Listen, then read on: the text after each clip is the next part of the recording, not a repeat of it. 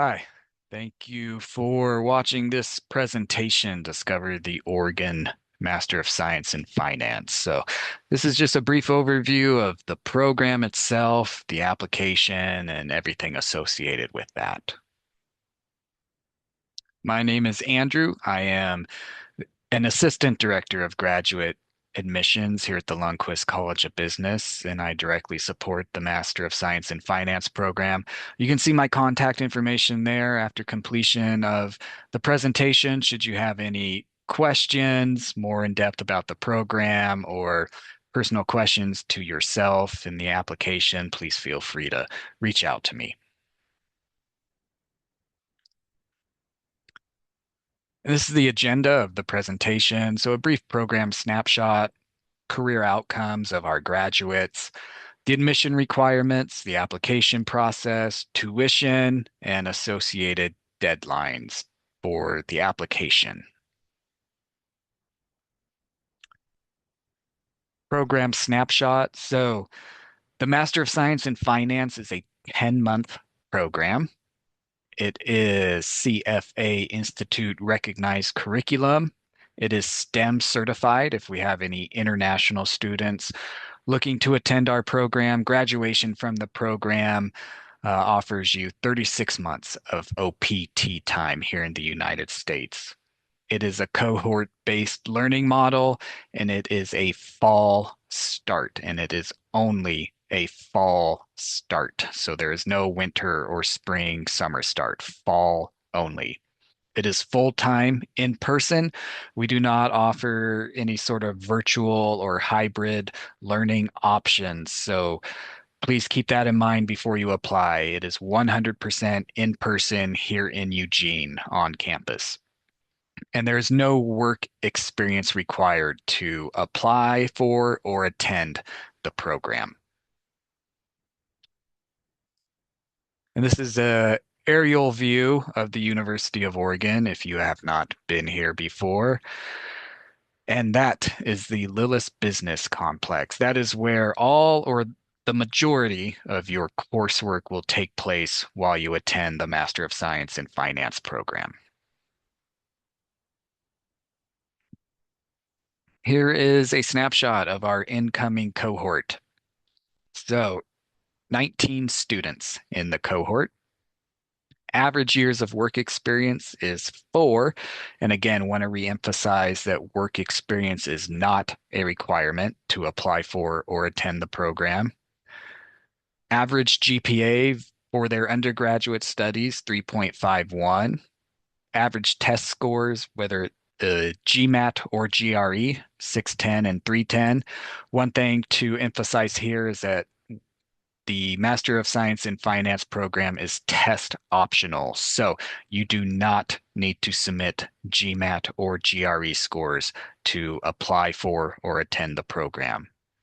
If we have any international students that need to provide English proficiency test scores, you can see the score requirements here, the TOEFL or the IELTS 102 or 7.5. There is a new TOEFL. If you take the new version of TOEFL, the score requirement is 5.0.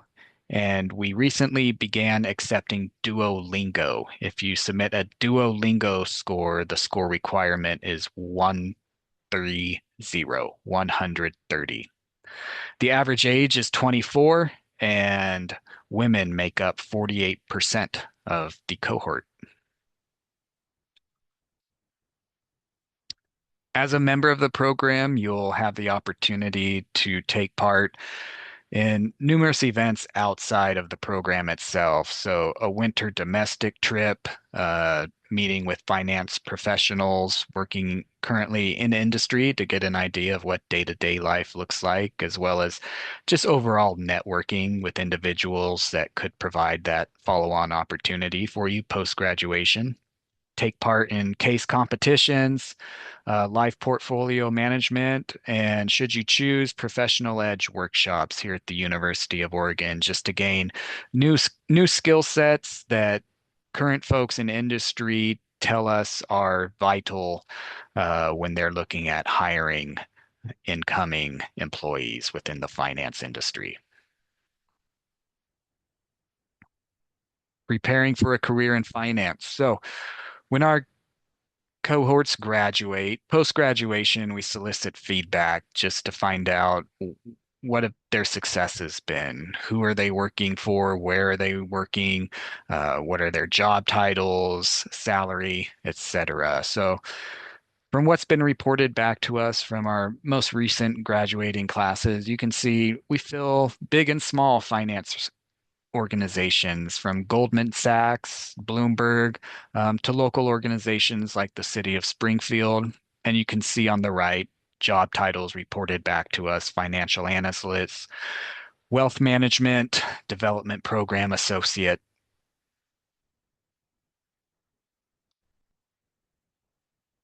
They also reported back an average starting salary of $71,300, and 90% of graduates reported back employment within 6 months of graduation.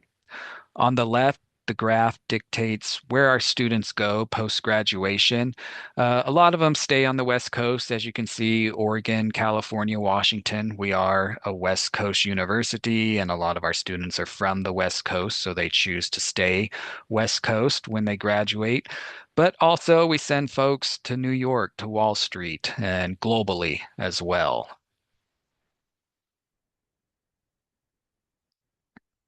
Curriculum of the Master of Science in Finance program. So, quick glance: 3 terms. So, fall, winter, spring.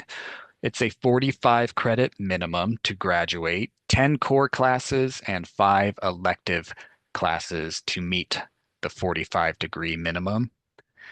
Again, no work experience is required to apply for or attend the program.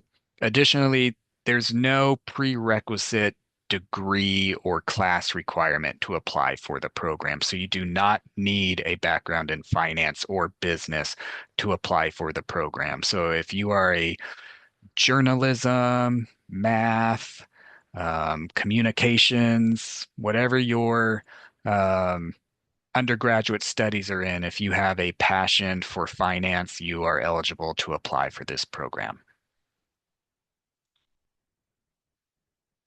This is an overview of the curriculum. So on the left, the core courses, which all students are required to take as a member of the program. So fundamentals of finance, concepts of investments, fixed income securities, and others. And then some sample electives on the right. So if you have a passion for a specific field within finance, such as wealth management, commercial banking, hedge funds, you can utilize your electives to gain a greater foundational knowledge in that subject matter. You'll elect one capstone option, whether it's corporate finance or portfolio management. And also, a requirement of the program is that you take part in the Master's Investment Group.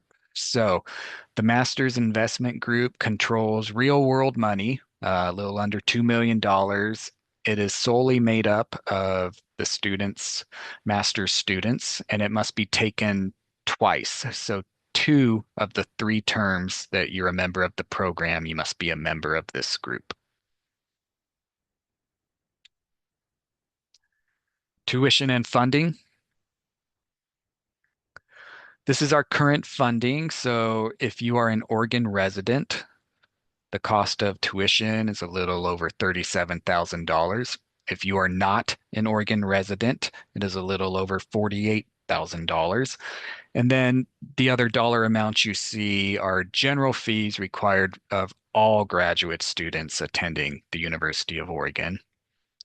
As far as funding goes, by just submitting your application for admission, you will be reviewed for what we call a merit-based scholarship. So everything about your application, your resume, your work history, if you have it, your performance in school, potentially could lead to a scholarship offer from the Lundquist College of Business. So should you be offered admission to the program, at the same time you're offered admission, you'll also be advised on any scholarship money potentially coming your way via the Lundquist College of Business. Additionally, they are GE graduate employment and work study opportunities across the university. One thing to note is that those opportunities do not exist within the finance department, but they do exist across the university that you would have the ability to apply for. Application process and deadlines. These are the materials required to submit your application for admission. So a resume, transcripts, they only need to be unofficial, a statement of purpose, which is a short essay on why you are pursuing a Master of Finance and how it aligns with the goals and ambitions that you have for yourself. A letter of recommendation is not required. It is optional. So if you feel your application is strengthened by including one, you do have that option. Again, as we spoke about earlier, GMAT and GRE scores are optional. You do not need to submit those. English proficiency, if you are an international student and English is not your native language, please provide either TOEFL, IELTS, or Duolingo scores. The associated application fee, so if you are a domestic student, that fee is $70. If you are not a domestic student, that fee is $90. And then once your application is reviewed, that it is complete and that you meet the minimum qualifications for the program, you'll be invited to take part in a quick 30-minute interview, which is the final step of the application process. And these are the deadlines for the fall 2027 application cycle. So one date to note, September 1st. Again, September 1st is when the application will open. So that is the soonest date that you can begin composing your application for submission. So you can see the initial deadline, November 15th, all the way through the final deadline of July 23rd. We encourage everybody, if you know this is something you want to apply for, please apply as early as possible for multiple reasons. Number one, seats are still available. Number two, scholarship money is still available. So there's only a set amount of scholarship money. So once it is all awarded out, it could be gone by the time somebody applies later in the application cycle. And lastly, you apply early, you find out early. So should you be offered admission, it just takes some weight off your shoulders for the remaining of the year because you already know that the following year you'll be attending the Master of Finance here at the University of Oregon. And thank you again for viewing this presentation. Again, my name is Andrew. I have my contact information up earlier in the slideshow. Please feel free to reach out to me for any questions, concerns you have about the program, the application.